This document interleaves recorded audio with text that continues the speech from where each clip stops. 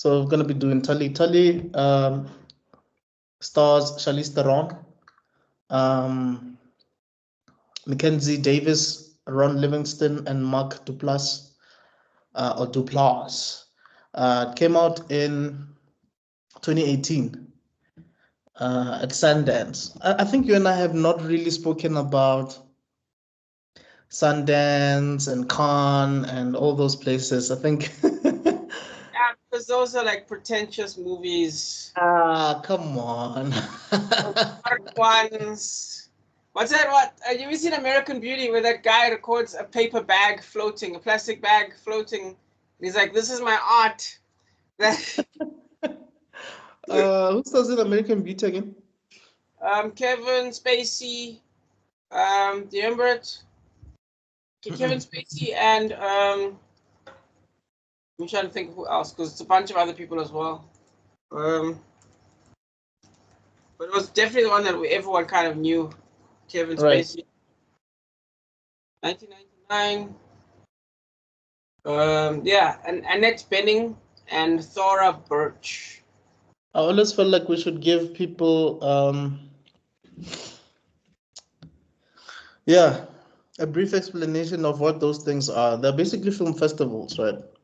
Yeah. I think Cannes is in Canada, obviously, I think. Or is it Sundance that's in Canada? I believe, I have no idea. I think Sundance is in Canada. I think you're right, actually. And then Cannes is in France, something like that, I think. Sundance Film Festival. I think it's in Utah. Wait. Formerly Utah US Film Festival, then US Film Video Festival, an annual film festival organized by the Sundance Institute. Yeah, it's in Utah. Wow. So that means the Cannes is in Canada then. I think there's also another one that I'm forgetting, man. There's another one. Oh, that's the one in France. You're right. Cannes Film Festival is in France. There we go. That's the big one. Yeah. Where you win the the Bon Dessonné or whatever it's called. The top award is the Palme d'Or. There we go. I palm my deodorant. Yes.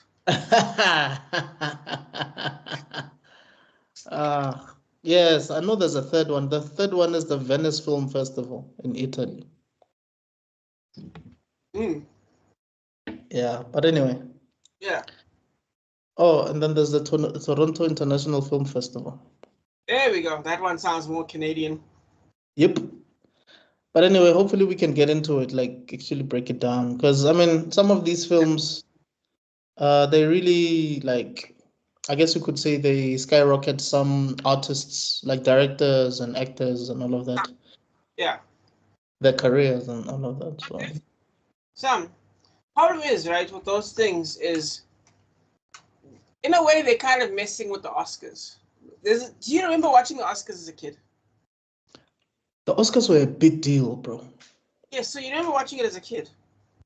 I've never really watched it as a kid, but I've watched clips of them. Like I remember that speech made by Charlize Theron talking about her home country, South Africa, and like Denzel winning the same night as Halle Berry, those type of situations. Well, I remember watching the actual Oscars from beginning to end, right, growing up. Wow, because you had DSTV, no? Yeah.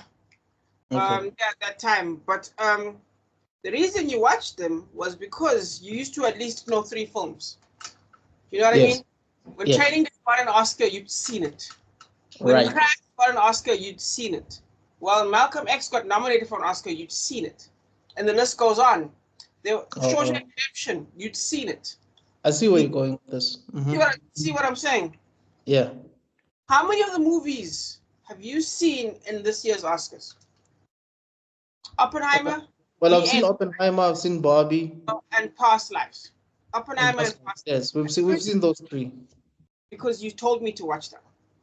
Right. You hadn't told me to watch it. Wait, did they win anything? No. I think Oppenheimer just came in there with a broom and just swept. It's kind of like how Everything Everywhere All at Once was just like swooping everything. Yeah, and people got excited about that one because that was a movie everyone watched. Yes. Oh, you get what I'm saying? I see your even with Oppenheimer, like people are happy because most people watched Oppenheimer. Exactly. But right. Then, be honest, did you watch The Green Mile before it won the Oscar? I know I didn't watch Moonlight? You mean the Green Book? No. The Green Book, yes. Didn't watch it until after, like years later. Didn't watch Moonlight until years later. So all these movies, I feel like there was a time when we could mix a quality movie and a mainstream movie at the same time. I just missed that time period. And I feel like the Oscars are proof of that. We're not in that time period anymore. Yeah, no, something is definitely. I think after that whole Oscars are so wide thing, they then tried to make sure that they are more inclusive, which is the same thing you could say it happened with Idols in South Africa, where I think Penelope made a comment about how Idols seems to favor white people more, and then it became inclusive, and then you started seeing black people win. Okay, but now here's the thing. It's done by voting. So what do you mean? What comments can you make? That's basically like me saying, hey, if I roll dice and I hit 6 more often. Okay, but I can't change that. You know what I mean? But okay. Let's think about it for a second. Yeah. After that whole Oscars are so white thing. Yes. We started getting more inclusive. Like we started getting people of color getting which is great. Oscars. Of course. What's not great is maybe they've started adding rules. I know with the BAFTAs they added rules saying there must be X amount of representation in a movie, otherwise it won't even qualify. Oh, so, yes. I think Patrick Bet-David actually spoke about something like that. Yes, you're right. Yeah, that's crazy. Yeah. And I think the Oscars were talking about doing that as well. That's crazy. That's crazy. Yeah, because it makes you wonder: are they winning on merit, or are they winning because they winning because they have to fill a certain quota? Yeah, meet a certain quota. Exactly. Because basically, okay, there was one problem the Oscars had before this, and that was the Oscars would always nominate and win movies that always patted themselves on the back. You make a movie about an actor, or how difficult it is to be an actor, Oscar. You make a movie how difficult it is to be a dancer, Oscar. You make a movie, you know what I mean? Do a slave movie, Oscar. Yes, of course. See, it's either race or it's them patting themselves on the back. Those are the two things. Now, don't get me wrong, 12 Years a Slave is a masterpiece. Right. But I do get what you mean, like The Pianist. I haven't watched it, but... Yeah, no thanks. Story about a 5-hour movie about a guy who like gets his fingers smashed or something like that. No, thank you. How boring. We're not going to review it, which sucks, because I thought it would be one of the films we would do. But okay. Okay. No, thank you. We've got too many films, dude. We've got way too many films. All right. You know what I mean? So like, I just feel like, I'm tired of it. Yeah. But yeah, what I like about Tully though, that's kind of interesting. Sorry. Tully, yeah. What made you pick Tully? I wanted before we get there for you to talk about the consent thing, because I feel like I disturbed your flow. But yeah, please continue about Tully. Yeah. No, I was just saying, I just think this was an interesting choice as well, because at first I thought, oh, okay, this one's one of those like artsy films, but it's actually a cool idea. It's a cool concept by Diablo Cody. I don't know if you know Diablo Cody.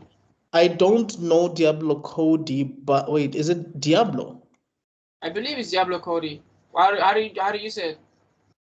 Because Diablo means devil, right?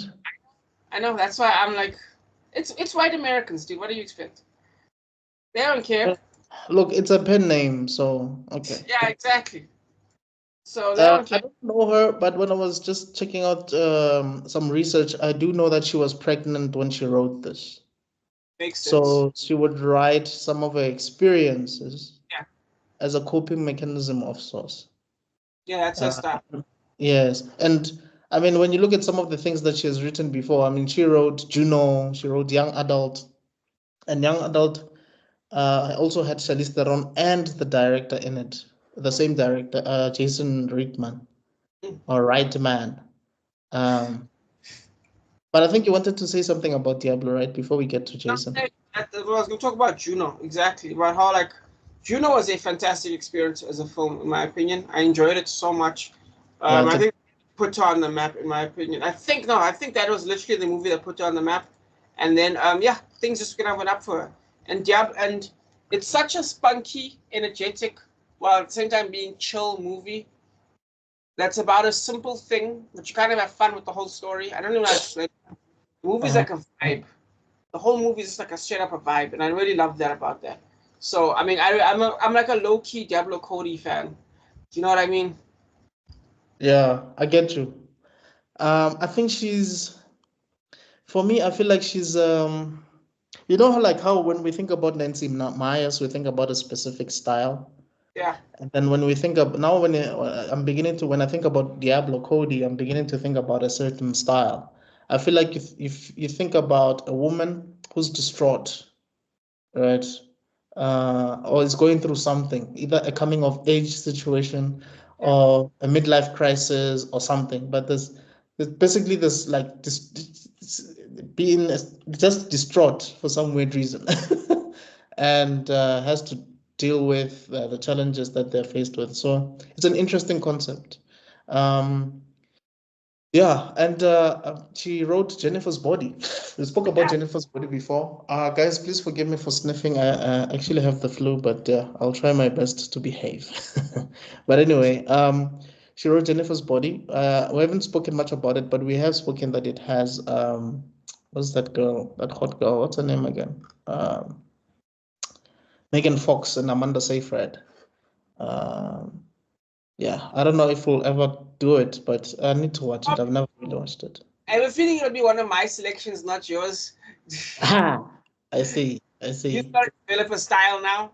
I've started calling it the Kutso style now. Whenever your selections come up, let's hear the Kutso style. Basically, it'll normally have minimal plot points.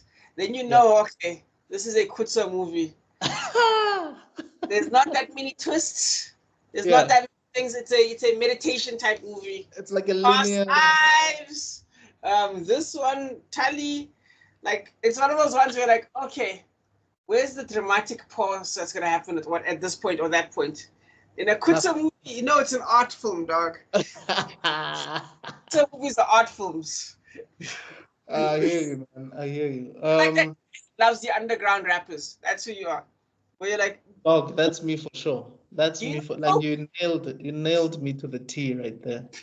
I mean, look, there are some mainstream things that I like, but yeah, when I really think about it, if I want to sit down and just watch a certain film, this would be my choice. Like these type of movies that you can't even find anywhere. Like, not, dude, I checked Disney Plus, I checked Netflix, and I checked Showmax. Yeah, Tully was not there.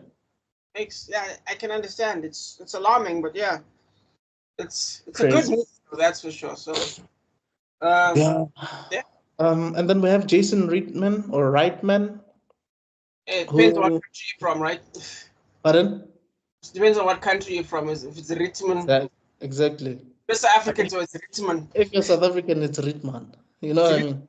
Yeah, exactly. I know it's your name, but you're Reitman here, buddy. Yeah. I mean, it's like, you know, the Community. Abed. His real name is Denny Pudi, like Pudi. Yes. And Pudi here means goat. You know? I don't know, in America they call him Pudi or Pudai or I don't know. You know? And it probably means something completely different, dog. Definitely. No question. Yeah. So yeah, he directed Thank You for Smoking, which is a movie that I've been meaning to watch for decades. It is a masterpiece. Is it? Yeah, that's mainstream genius right there. Wow. And then he directed Juno. He directed Up in the Air. No. Is that a direction? I don't think that's directing. That's not directing. Or is it? No, he directed Up in the Air. Okay, I'm thinking of Up. Never mind. No. Oh, you're thinking about the Pixar one? No. I'm getting confused. Okay, never mind. I'm thinking of the Steven Spielberg one. Terminal. There we go. Oh, yeah, no. That's George Clooney. Up in the Air is George Clooney. Yes. Yeah. You're right. Okay, cool. He did Young Adult. Mm-hmm. That's the one I was talking about, that it has Charlize Theron in it. And then he did Ghostbusters Afterlife.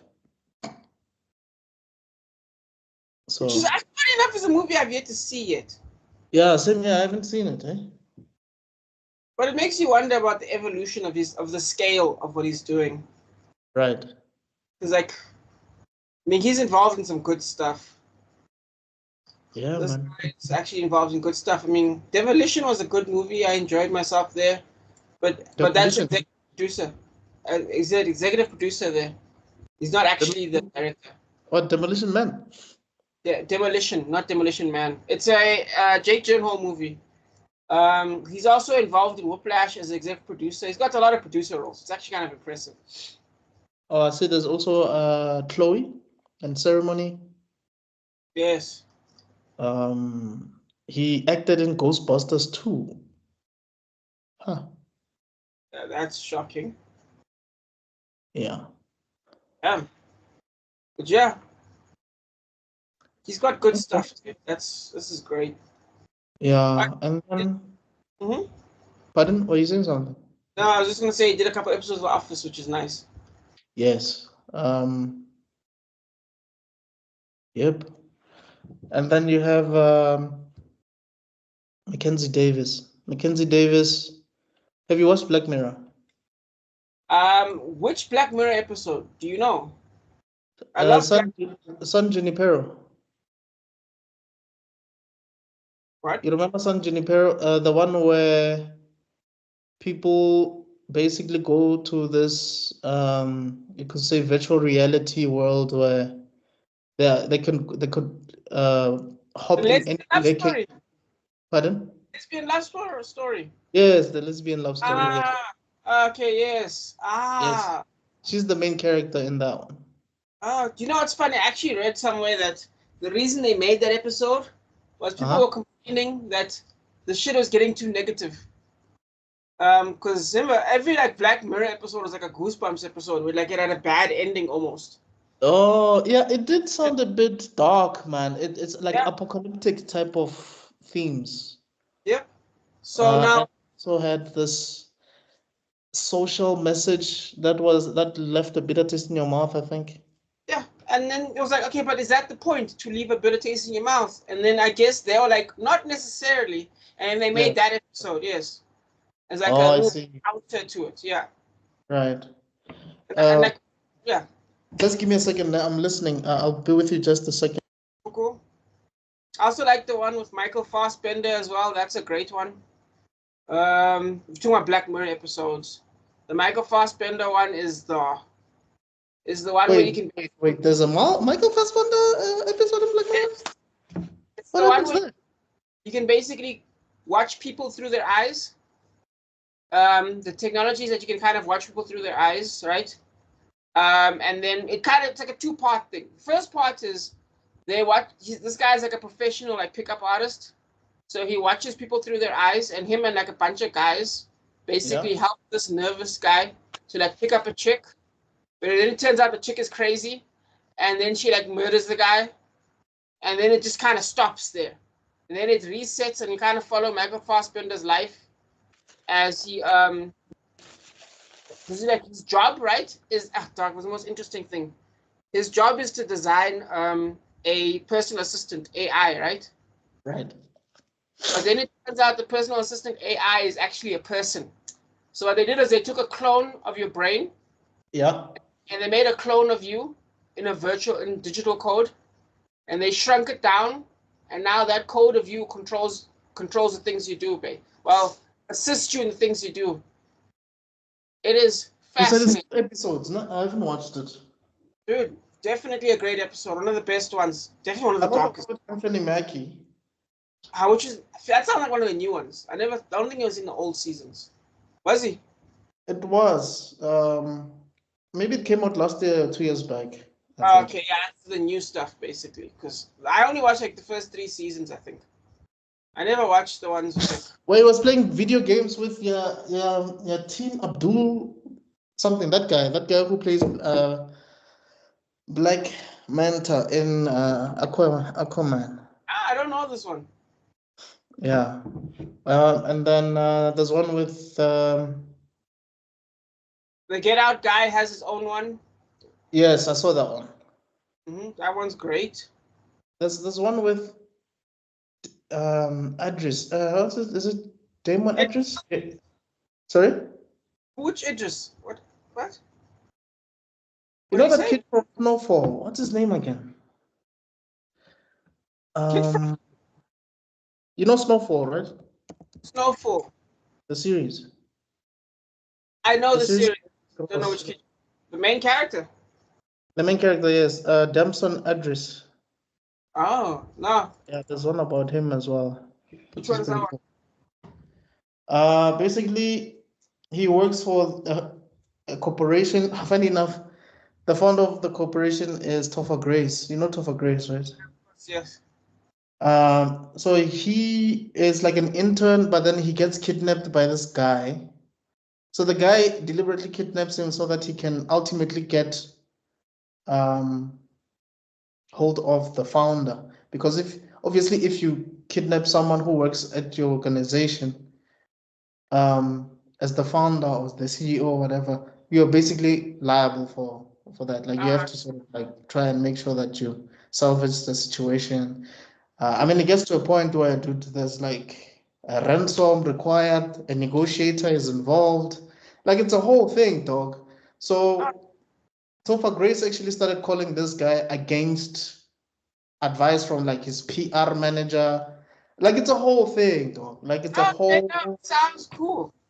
Yeah, no, trust me, it's awesome. And the guy who he kidnapped because you know how these things go. I think his daughter was screwed over by the organization somehow. It's a whole thing. You know how it is, like a John Q type of thing. So. Well, I used to love that show. Never watched last season. Yeah, I can tell I missed a few episodes. Okay, so the lesbianism episode was basically like this a step in the new direction of like let's be more optimistic. Kind of, yeah. Obviously not every sad, though. That episode is sad. What do you mean? They died together. Like, and it's not just that one, eh? It's not just that one. It's also the dating one as well. There's another dating one where basically the AI decides if you're going to be with someone for a certain length of time, remember? And then it gives this couple like 5 minutes. And then they just get to know each other for 5 minutes, and then they have to leave each other alone, and they have to go hang out with other people. Yeah. And then they kind of realize that they really like each other, and they want to get their time back. It's a beautiful episode, and they have to try and fight the system. It's really cool. Who's in that one? Oh, that's a good question. I don't know, actually. I don't know. Not anyone I really know that well. Maybe one day we should just review like these episodes because they're basically like movies because it's one episode. They're like freaking episodes that take themselves seriously. Yeah. Yeah, that's what it is. That's basically, you're right. That's exactly what it is. Yeah. Oh God, have you seen the one with last one. With Miley Cyrus. Cell phone. The one, I don't know which one came first, Community or Black Mirror. The social credit system one. Please tell me about that one. Basically, the idea is you must review other people. I wanted to talk about that one actually with Bryce Dallas Howard. Oh man, I love that woman, man. If I could, anyway, let me not say certain things on this show. Yeah. But Bryce Dallas Howard for me is, I think she's definitely in my top 10 of like ultimate crushes, dog. Anyway. Yeah. I like the part where she gets a bad review so much, then this lady in a truck, like this truck driver lady, is picking her up, and then she's like, "I don't care about these things. Like, I don't care about like these vanity metrics." Yeah, it's a vanity metrics episode, man, and it feels like we're slowly going there. We're heading there. I mean, I think there was a part where she was at an airport or something, right? And then she like loses access to a flight or whatever. Yeah. And then she proves to them why she loses these points because she becomes so frantic and whatever. Yeah. Crazy. It becomes a downward spiral, yeah. Yeah. Domino effect is very cool. Ish. Yeah. Yeah, no, that's definitely one of the best ones ever. Because when she goes to the wedding, dog, it's it's it's a night. Yeah. Anyway, yeah, so she was in that episode. She was basically the main character of that episode. And I think she even won an award for that role. Oh, nice. Mistaken. Yeah. Just give me a sec. She was also in The Martian. You remember The Martian? I think it's a Ridley Scott movie with Matt Damon. Wait, who? Mackenzie? Mackenzie, yes. As who? I have no idea, bro. That one caught me by surprise. Yeah, because I mean, I was thinking about people like Jessica Chastain in that one. And who's this guy? Bucky. What's his name again? Bucky's Porter. No, I'm joking. No, I'm talking about Bucky from Marvel. What's his real name? Sebastian. Sebastian something. Yeah, Sebastian Stan. There we go. Oh, she's a satellite planner in Mission Control. Ah, okay. Yeah. Anyway. Ooh, that is Jessica Chastain, who's just now. There's for you. You got Miles Dallas Howard. I would say Jessica Chastain, man. Funny enough, at a point, I used to think they were the same person. Yeah, as much. I figured you'd say that. Apparently. Yes. Like sometimes they get mistaken for each other. That makes sense. Yeah. It's the Mark Matt Damon effect. I still say if I had to choose, I would choose Bryce, dog. And funny enough, her dad, Ron Howard, is an actor and a director. You know that, right? Yeah, Ron Howard. I know the. Okay, I didn't know that, but I know who Ron Howard is. Yes, great director.